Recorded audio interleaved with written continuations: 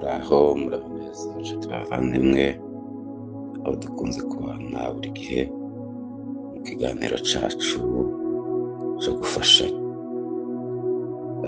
Nanone iyo turusha gutanga ikiganiro tubanza gushira Imana yacu imbere, reka n'ubundi twiragiza Imana Data wera uri mu ijuru.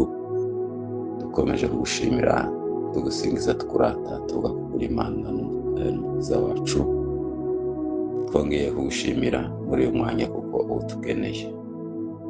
Muri iki kiganiro rero tugiye gutanga, nanone turagukeneye ngo ubane natwe muri byose, mu izina rya Yesu tugusenze, amen. Ikiganiro cy'uyu munsi gifite insanganyamatsiko igira iti mbere yo kugira icyo ukora cyose uje ugisha Yesu inama,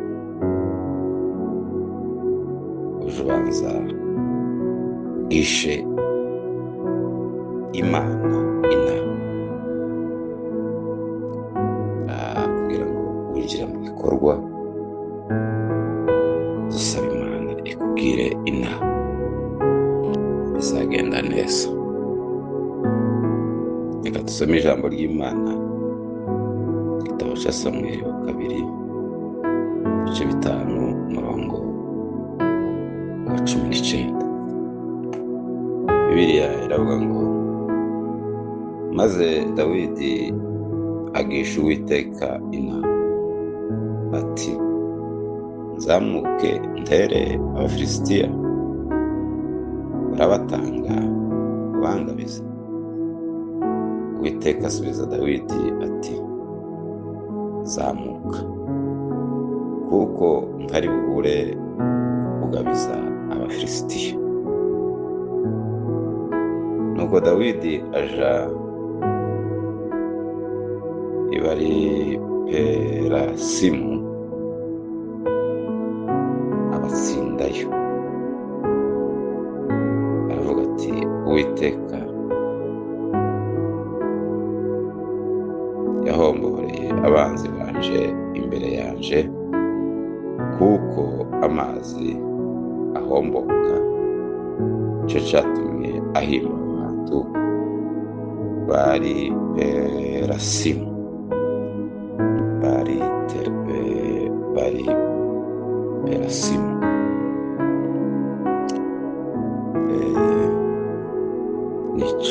Nicyo kiganiro cy'uyu munsi, gusaba inama ku Mana mu byo ukora byose. Ahangaha ni Dawidi ubwo yarwanaga n'Abafilisitiya, bari bamworoheye,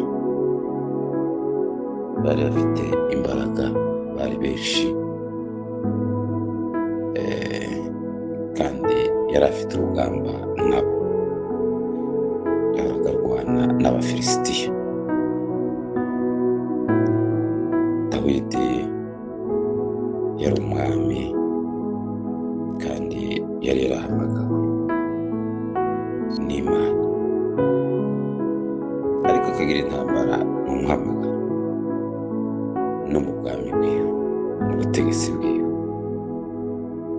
Ni intambara. Buriya iyo umuntu yahamagawe ntabwo ari umunyenga gusa. Mu muhamagaro w'Imana habamo intambara z'uburyo bwinshi, hari intambara nyinshi. Kwicara mucece gutuza ngo uri mu muhamagaro. Yego, Dawidi muri iki gihe aja kurwana n'Abafilisitiya, none aratekereza ati se nkora iki? Arabanza aricara asaba inama ku Mana, abwira Imana ngo ese Mana, nzamuke ntere Abafilisitiya? Ese urabangabiza, urabatanga ubangabize mu maboko? igisubizo cy'Uwiteka kuko yari yasabwe inama. Uwiteka asubiza Dawidi aramubwira ati zamuka kuko ntari bubure kubakugabiza cyangwa kugabiza Abafilisitiya. Yumva igisubizo. Amaze kumva igisubizo kuko Imana yamwemereye ngo azamuke agenda n'icyizere, nuko Dawidi aragenda abatsindayo. Aravuga ati Uwiteka yahomboreye abanzi banje imbere yanjye kuko amazi ahomboka. Nicyo cyatumye ahimba iryo zina. Reka nkubwire wowe unyumva, wowe turi kumwe muri iki kiganiro, hari ibintu bitatu by'ingenzi biri imbere y'umukristo bisaba ko ubanza gusaba inama ku Mana. Izo bintu bitatu by'ingenzi ni ibingibi bikurikira mu murimo wawe ukora wose. Icambere, iyo uhamagawe n'Imana utangaje intambara ya Satani, ni ukuvuga ko iyo winjiye ushize itangazo imbere, utangaje intambara yawe hagati yawe na Satani.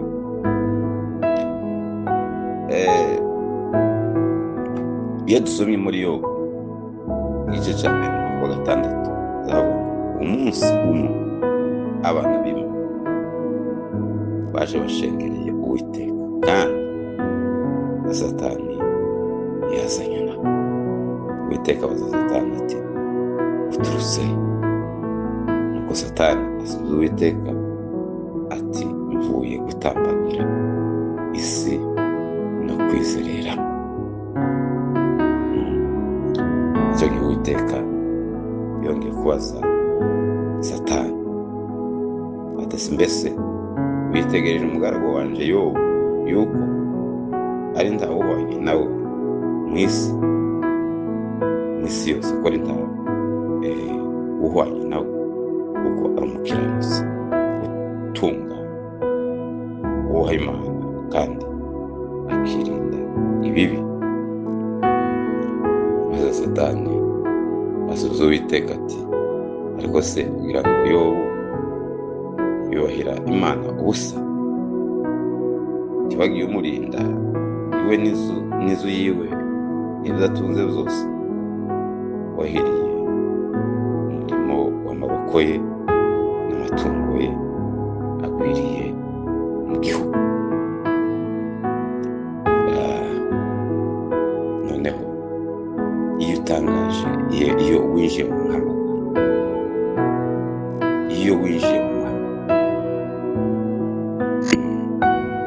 cyangwa iyo uhamagawe n'Imana utangaje urugamba, utangaje intambara, uvuze ngo ngiye guhangana, ngiye kurwana,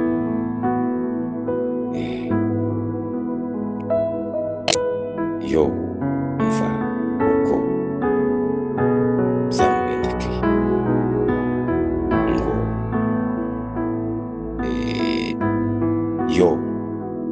Yobu ngo umunsi umwe abana b'Imana baje bashengereye Uwiteka kandi na Satani nawe aza kugaragara aho hantu. Icyo cyatumye Imana imubaza ati ese nawe uvuye? Ndati tuvuye mu isi gutambagira kuzerera Imana. Iramubwira ati wabonye umukiranutsi wanje Yobu kuko ari ndawuhaye nyine wo ku isi. Ni ukuvuga ko Satani atangira kurega Yobu kuko Yobu yari umukiranutsi w'Imana, yubahaga Imana,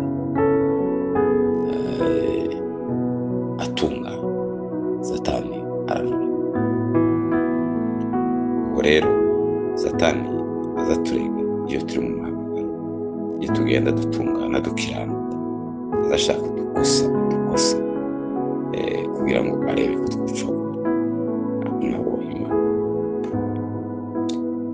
Muri ico gihe Satani atangira kwinyura ubukristo bwawe iyo wahamagara akakurega atari ko se uri uvuga ngo uhabwa umukiranutsi tuzubona ko iri ntacyo tuzubona ko iri kosa runaka, ariko umukristo ntazacika intege n'ubu haba hari ibirego byinshi kuri we. Arakomeza yakubwire icya kabiri muri bya bintu bitatu z'ingenzi biri imbere y'umukristo bisaba ko abanza gusaba inama. Icya kabiri ni iki? Iyo winjiye nanone mu muhamagaro ni intambara, nanone ni intambara, ntabwo uba waje kwicara gusa ngo wumve ko byose bizagenda neza. Ntabwo ari byo, ni intambara n'urugamba. Iyo dusomye nanone mu gitabo cya Matayo cyangwa mu butumwa bwa Matayo ibice 10:16 aratubwira Bibiliya avuga ngo dore mbatumye muri iki ntama hagati y'amasega, nuko mugire ubwenge k'inzoka kandi muzabe nk'inuma mutagira amahwa. Mbatumye muri nk'intama hagati y'amasega, nuko mugire ubwenge. Igisa n'ubwenge. Icya gatatu, yego tukiri kuri ico cya kabiri, Bibiliya avuga ngo bazabashira abatware n'abantu b'abamporu, muzaba abo guhamya imbere yabo n'imbere y'abapagani. Yego kubona urugamba. Batumye muri nk'intama hagati y'amasega, mugire ubwenge, kuko bazageraho babashira abatware n'abantu b'abamporu, babahora izina ryabo, babahora umuhamagaro, muzaba bo guhamya imbere yabo n'imbere y'abapagani, muzaba kugeza ku gupfa. Ni intambara. Icya gatatu uhura naco mu muhamagaro, urugo rwawe uko uzaja uruyobora narwo n'ubundi ni intambara. Urugo rwawe narwo ni intambara. Abantu bazatekereza ngo kuyobora urugo ni mu nyenga gusa, oya, nabyo ni intambara. Iyo dusomye mu gitabo cy'Itangiriro ibice 7:1, Bibiliya iratubwira ngo Uwiteka abwira Nowa ati injirana mu nkuge n'abo mu nzu yawe mwese, kuko ari wowe nabonye gukiranuka mu maso yanje muri iki gihe. Nowa abwirwa n'Imana ati injirana mu nkuge n'abo mu nzu yawe, mwese, kuko ari wowe nabonye ukiranuka mu maso yaje muri iki gihe. Haleluya. Ni ukuvuga ko mu muhamagaro Imana itubwira ngo genda, ariko ntusige umuntu, ntusige abantu, ntusige umugore, injirana nabo mu rugo rwawe nabonye kuko ari wowe ukiranuka. Ni ukuvuga ko muri icyo gihe tuzopfa kushorera ihene cyangwa intama cyangwa inka, uzijane mu cyerekezo ushaka mu mwanya umwe, kuko kuko ni umuryango bafite ibitekerezo. Ese uzabajana gute? Uzabayobora gute ngo mwinjirane mu nkuge? Nowa baje abakristo ko turaja mu ijuru, ese niko tuzabajana? Bafite ubwenge, bafite ibitekerezo, dore ko Nowa Imana yamubwiye ngo baze ko nta mvura yari ihari muri icyo gihe. Abantu bari batekanye, abantu ntaco bikanga, bakoraga ibyo bishaka. Ariko Imana ibwira Nowa ati injirana mu nkuge nawe mu nzu yawe. Yari yuzuye inkuge, amaze kuyubaka. Mu kuyubaka harimo intambara, mu kuyubaka hari urugamba. Bamwe baramubuzaga, bakamwita umusazi, bamwita imburabwenge. Akomeza kubaka kugeza yuzuye imyaka 120. Nowa ariho abaza bamuca intege, bamubuza, bakamuseka. Ariko kandi uko bamuseka niko bamwe bamufasha. Kugeza imyaka 120 ishize, Imana ibona ko inkuge yuzuye, iramubwira ngo injirana mu rugo, mu nkuge nabo mu rugo rwawe. Nabonye koko ari wowe ukiranutse mu maso y'Imana muri iki gihe. Nowa abwira abo mu rugo ngo binjire mu nkuge. Bamaze kwinjira mu nkuge, urugi rurakinga. Imana ikinga urugi. Bibiliya zitubwira ngo Imana yonyine niyo yakinze urugi. Imaze gukinga urugi, hanyuma imvura iragwa. Imaze kugwa rero, abantu batekerezaga ko hari iza guhita, ariko kugeza ubwo yabaye nyinshi, amazi ava hejuru yandi ava ikuzimu, kugeza ubwo inkuge yarerembaga. Abantu bararimbuka, batumviye Imana, bariya bahoraga bamuseka, nibo babuze aho baja, bararimbuka. Umuzo Nowa yavugaga ngo ni ukuri.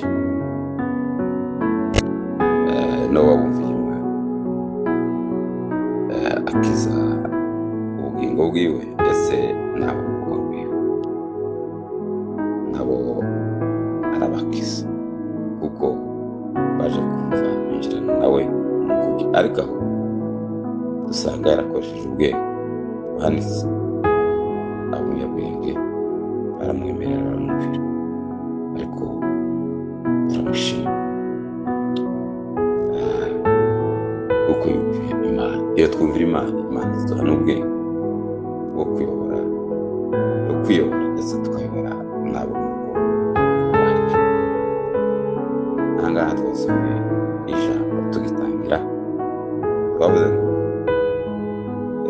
Dawidi agisha Uwiteka inama, aravuga ati nzamuka ntera Abafilisitiya urabangabiza. Uwiteka asubiza Dawidi,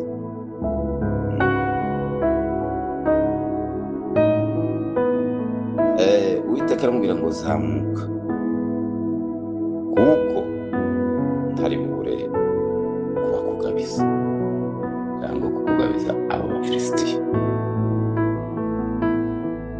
Kubera ko yagize yemeye tegeke, asaba inama, Imana iramubwira igisubizo. Agenda afite icyizere kuko urugamba rutsinda. Maze Dawidi ngo arazamuka, arabasanga ngo abatsindayo. Aravuga ati Uwiteka yabahomboye ntakuriye ko amazi, kuko amazi azahomboka. bavandimwe, inama mbere y'ibikorwa irakenewe. Bisaba ibi byerekana uko buri ingamba cyangwa intambara turwana zose ziri imbere yacu, Uwiteka niwe udufasha, niwe utugabiza abanzi. Hari intambara nyinshi mu buzima tunyuramo, duhura nazo mu buryo bumwe cyangwa ubundi, mu buryo busanzwe bugaragarira y'amaso y'umubiri, cyangwa intambara zimwe zindi zitagaragara. Ariko izo ntambara zose hasabwa inama Uwiteka, izo zirwana zihitamo. Izo mu ntambara urwana nazo ubanza ugasaba Imana iguha inama ubone kuja ku rugamba. Izo uzugenda wenyine, izo uzutsinda cyangwa ugatsinda. Iyo utsinda hari wirengagije gusaba inama, ariko nusaba inama Imana izakuyobora uko uzagenda cyangwa uko uzarwana, kandi uzatsinda, kuko Imana ikuri imbere cyangwa ikuyoboye uko ushobora kurwana. Imana dufashe. Pasiteri Sabayoni mwari kumwe.